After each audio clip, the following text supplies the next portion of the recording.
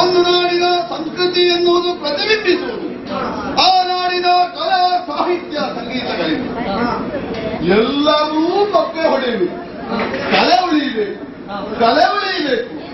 ಗಂಟಲು ಹರಿಯುವುದು ಒಂದೇ, ಕಲೆ ಉಳಿಯಬೇಕು ಎಂಬುದಾಗಿ ಮಾತ್ರ. ಒಂದೇ ಒಂದು ಮಗು ಕೂಡ ಕಲಾವಿದ ಉಳಿಯಬೇಕು ಅಂತ ಹೇಳುವುದು. ಕಲಾವಿದ ಉಳಿಯದಿದ್ದರೆ ಕಲೆ ಉಳಿಯುವುದಾದ್ರೂ ಹೇಗೆ? ಯೋಚಿಸುವ ಗೋಜಿಗೆ ಹೋಗುವುದಿಲ್ಲ. ನಾನು ಹಾಗಲ್ಲ, ಕಲಾವಿದರಿಗೆಲ್ಲ ರಾಜಾಶ್ರಯ ಕೊಟ್ಟಿದ್ದೇನೆ. ನಮ್ಮಲ್ಲಿ ಅಪ್ಸರಾಂಜನೆಯರಿದ್ದಾರೆ. ರಂಭೆ, ಊರ್ವಶಿ, ಮೇನಕೆ, ತಿಲೋತ್ತಮೆ, ಚಾರ್ವತ್ರೆ, ಮಂಜುಘೋಷೆ, ಕುಂಜಿಕಸ್ಥಲಿ ಮೊದಲಾದಂತಹ ಅಪ್ಸರಾಂಗನೆಯರು ಸುರಮ್ಯ ಸುರಭವನದ ಸುರಸುಂದರಿಯರು ಭರತ ಮುನಿ ಪ್ರಣೀತವಾದಂತ ಭರತನಾಟ್ಯವನ್ನು ಪ್ರದರ್ಶಿಸುತ್ತಾ ಇದ್ದಾರೆ. 100 ಲೋಕದ ಒಡೆಯನ ಅಸ್ಥಾನದಲ್ಲಿ ಕುಡಿಯುವಂತಹ ನಾವೇ ಸಂಜರು ಎಂಬುದಾಗಿ ಅವರೆಲ್ಲ ಸಂಭ್ರಮಿಸುತ್ತಾ ಇದ್ದಾರೆ.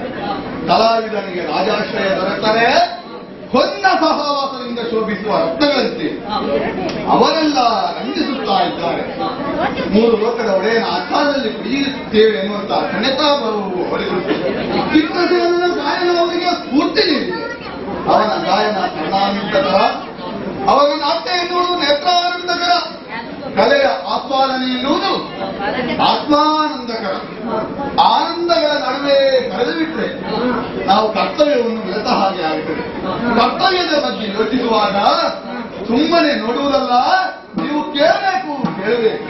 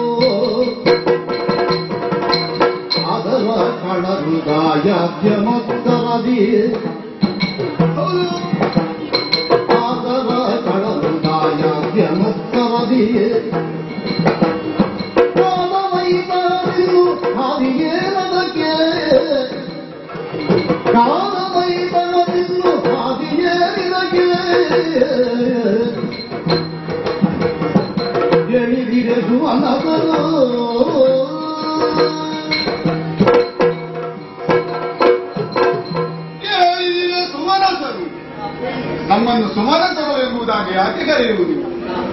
ಹೂವಿನಂತೆ ಒಳ್ಳೆಯ ಮನಸ್ಸುಳ್ಳವರು ಎನ್ನುವ ಕಾರಣಕ್ಕಾಗಿ ಅಸುರ ನೀತಿ, ನರನೀತಿ, ಸುರನೀತಿ ಎಂಬುದಿದೆ. ಕೇವಲ 2 ಕೋಡು ಉಂಟು ಎನ್ನುವ ಕಾರಣಕ್ಕೆ ವಿಕಾರ ರೂಪ ಉಂಟು, ವಿಕಾರವಂತ ಹಲ್ಲುಗಳುಂಟು ಎನ್ನುವ ಕಾರಣಕ್ಕೆ ಒಬ್ಬ ರಾಕ್ಷಸನೂ ಅಲ್ಲ, ಒಳ್ಳೆಯ ರೂಪ ಇರುವವನು ಸುರನೂ ಅಲ್ಲ. ಯಾಕೆ? ಭಾವದಲ್ಲಿ, ಸ್ವಭಾವದಲ್ಲಿ ಯಾರು ಉತ್ತಮರಾಗಿರ್ತಾರೋ ಅವರೆಲ್ಲ ಸುರರು. ಅಸುರರೆಲ್ಲ ಯೋಚಿಸುವುದು ಹೇಗೆ? ಸ್ವಾರ್ಥಿಗಳಾಗಿ ನಾನೊಬ್ಬ ಒಳ್ಳೆಯದಾದರೆ ಸಾಕು, ಲೋಕ ಹೇಗೆ ಕೆಟ್ಟು ಹೋದು ಅವನು ಚಿಂತಿಸುವವರೇ ಅಲ್ಲ. ಇನ್ನು ನರರು ಲೋಕ ಒಳ್ಳೆಯದಾಗಬೇಕು ಎಂಬುದಾಗಿ ಬಯಸುವವರು. ಯಾಕೆ? ಲೋಕದಲ್ಲಿ ಅವನು ಇದ್ದಾನೆ ಎನ್ನುವ ಕಾರಣಕ್ಕಾಗಿ ಲೋಕಕ್ಕೆ ಒಳ್ಳೆಯದಾದರೆ ಪರೋಕ್ಷವಾಗಿ ತನಗೂ ಒಳ್ಳೆಯದಾಗುತ್ತದೆ. ಆದರೆ ಸುರರು ಹಾಗಲ್ಲ, ಪರೋಕ್ಷ ಪ್ರಿಯರು. ನಮಗೆ ಕೆಟ್ಟದ್ದಾದರೂ ಚಿಂತಿಸುವವರಲ್ಲ, ಉಳಿದವರಿಗೆ ಒಳಿತಾಗಬೇಕು. ಮಳೆ ಸುರಿಸುತ್ತೇವೆ ನಾವು ಇಳೆಗೆ. ಯಜ್ಞವನ್ನು ಮಾಡುವ ಮೂಲಕ ಹವಿಸ್ಸನ್ನು ನಮಗೆ ಕೊಟ್ಟರೆ ಮಾತ್ರ ಮಳೆ ಬೆಳೆಯಾಗುತ್ತದೆ. ಯಾಕೆ? ನಮಗೆ ಚೈತನ್ಯ ಇಲ್ಲ ಎನ್ನುವ ಕಾರಣಕ್ಕಿಂತಲೂ ಹೆಚ್ಚಾಗಿ ಭೂಲೋಕದವರು ಧರ್ಮ ಏನು ಎನ್ನುವುದನ್ನು ಅರಿಯಬೇಕು. ಯಜ್ಞಯಾಗಾದಿಗಳನ್ನು ಮಾಡುವ ಮೂಲಕ ಸತ್ಕರ್ಮಗಳನ್ನು ಮಾಡಿದರೆ ಮಾತ್ರ ಫಲ ಎನ್ನುವುದು ಅವರಿಗೆ ಗೊತ್ತಾಗಬೇಕು ಎನ್ನುವ ಕಾರಣಕ್ಕಾಗಿ. ಹಾಗಾಗಿ ನಾವು ಎಷ್ಟು ಒಳ್ಳೆಯ ರೀತಿಯಿಂದ ನಡೆದುಕೊಂಡರು, ನಮ್ಮ ಈ ಸಂಪತ್ತಿಗೆ ಎಷ್ಟೇ ಅಗಾಧವಾದದ್ದಿದ್ದರು ಏನು ಮಾಡೋಣ? ಸಂಕೇದಗೆಯ ಕಂಪಿನ ಅಡಿಯಲ್ಲಿ ಕರಾಳ ನಾಗನ ಹೆಡೆಯು ಅಡಗಿರುವ ಹಾಗೆ ನಮಗೆ ದೂರ ಹೊಳೆ ಇದ್ದೇ ಉಂಟು. ಇಲ್ಲದಿದ್ರೆ ಅಂಜರಾದು ಅಲ್ಲ ನಮ್ಮ ದೊಡ್ಡವಯ್ಯ ಮಕ್ಕಳಿಗೆ ಬಿದಿರು ವೇಣಾಹುದು ಅದುವೇ ಶವದ ಸವಾರಿಗಪ್ಪುದು ಮೊದಲ ಕಾಲಗಳು ಚರ್ಮದ ಹುಡುಕಿ ಅದುವೇ ಮೃದಂಗ ಮಧುರ ಅನುಭವ. ಒಂದು ಬಿದಿರಿನಿಂದ ಕೊಳನ್ನಾದರೂ ತಯಾರಿಸಬಹುದು, ಶವ ಹೊರುವ ಸಾಧನವನ್ನಾದರೂ ಸಿದ್ಧಗೊಳಿಸಬಹುದು. ತೊದಲಿನಿಂದ ಪಾದರಕ್ಷೆಯೂ ಆದೀತು, ಮೃದಂಗವೂ ಆದೀತು. ಅದೇನು ಹುಟ್ಟು ಮುಖ್ಯ ಅಲ್ಲ, ಸಂಸ್ಕಾರ ಮುಖ್ಯ. ಹುಟ್ಟಿದ್ದು ಒಂದೇ ಅಪ್ಪನ ಬೀಜದಿಂದಲಾದರೂ ಕೂಡ ಏನು ಮಾಡೋಣ, ಕ್ಷೇತ್ರ ಬೇರೆ ಬೇರೆ. ಹಾಗಾಗಿ ಅವರು ಅಧರ್ಮದ ಪಥದಲ್ಲಿ ನಡೆದರು, ನಾವು ಧರ್ಮದ ದಾರಿಯಲ್ಲಿ ನಡೆಯುತ್ತಾ ಇದ್ದೇವೆ. ಕೆಲವೊಮ್ಮೆ ವಿಫಲರಾಗಿ ಹೋಗ್ತಾರೆ, ಅವರ ಶಕ್ತಿಯಿಂದ ಅವರು ಪಡೆಯುವುದಲ್ಲ, ಹರನಿಂದಲೋ ಬ್ರಹ್ಮನಿಂದಲೋ ವರವನ್ನು ಪಡೆಯುತ್ತಾರೆ, ನೇರವಾಗಿ ನಾಟಕಕ್ಕೆ ದಾರಿ ಮಾಡ್ತಾರೆ. ಹರಿಯ ಕೃಪೆಯಿಂದಲೂ ಬ್ರಹ್ಮನ ದಯೆಯಿಂದಲೂ ಹರನ ಅನುಗ್ರಹದಿಂದಲೂ ಹಿಂದೆ ಪಡೆದದ್ದುಂಟು. ಹಾಗೆಂದು ಗತಿಸಿದ್ದಕ್ಕಾಗಿ ಚಿಂತಿಸುತ್ತಾ ಇರುವುದಲ್ಲ. ಇನ್ನು ಮುಂದೇನಾಗುತ್ತದೆ, ಮುಂದೆ ಏನು ಮಾಡಬೇಕು ಎಂಬುದಾಗಿ ಯೋಚಿಸಬೇಕು.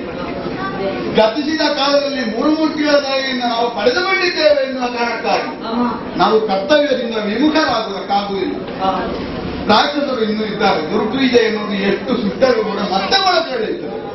ಒಂದು ವೇಳೆ ರಾಕ್ಷಸರು ಆಗ ಬ್ರಹ್ಮನಿಂದ ವರವನ್ನು ಪಡೆದು ಪ್ರವಕ್ತರಾಗಿ ನಾಟಕದ ಮೇಲೆ ಅಭಿಯಾನ ಇದೆ. ನಮ್ಮಲ್ಲಿ ಸಿದ್ಧತೆ ಬೇಡುವ, ನಿಮ್ಮಲ್ಲಿ ಏನಾದ್ರೂ ಅದಕ್ಕೆ ಸಿದ್ಧತೆ ಉಂಟೋ ಎಂಬುದಾಗಿ ಕೇಳುವುದು.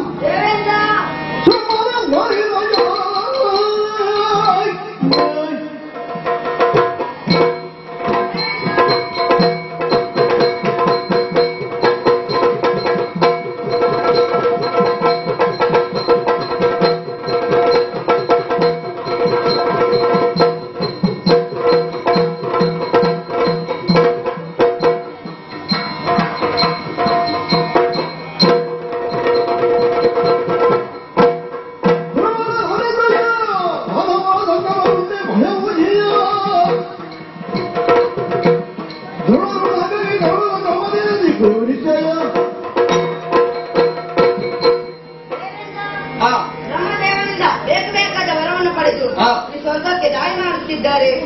ಹಾಗೆ ಬಂದವರನ್ನು ನಾವು ಹರಿಯ ದಯೆಯಿಂದ ಅವರನ್ನು ಯಮಪುರಕ್ಕೆ ಅಟ್ಟುತ್ತೇನೆ. ನಿಶ್ಚಿಂತೆಯಾಗಿ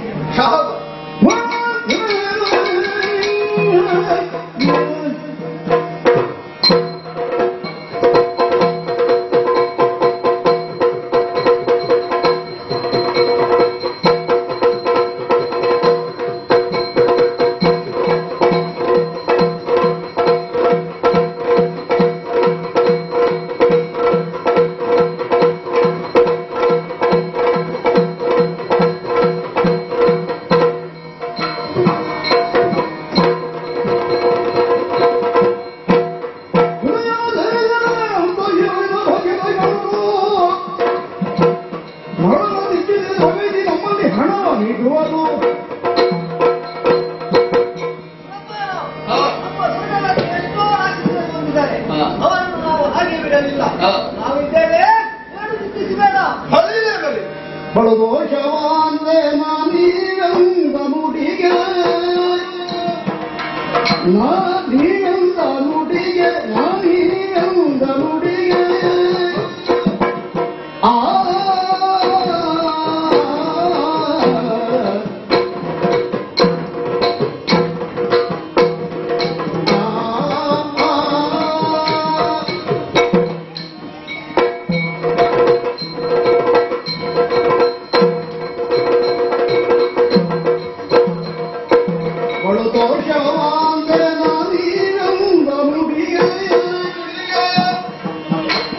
ಕಳಿಗಳು ನಿಶ್ಚಯ ಸಂಗಮದೊಳಗೆ ಬಾಳು ಕಳಿಗಳು ನಿಶ್ಚಯ ಸಂಗಮದೊಳಗೆ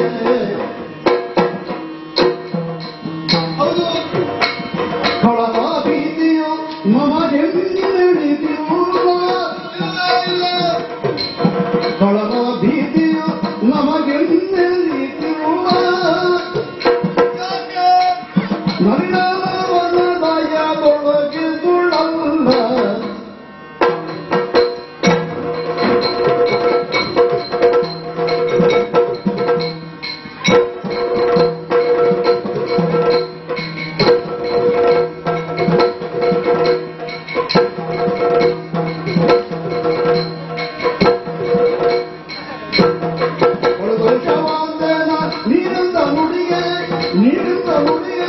ನೀರನ್ನ ನುಡಿಯೇ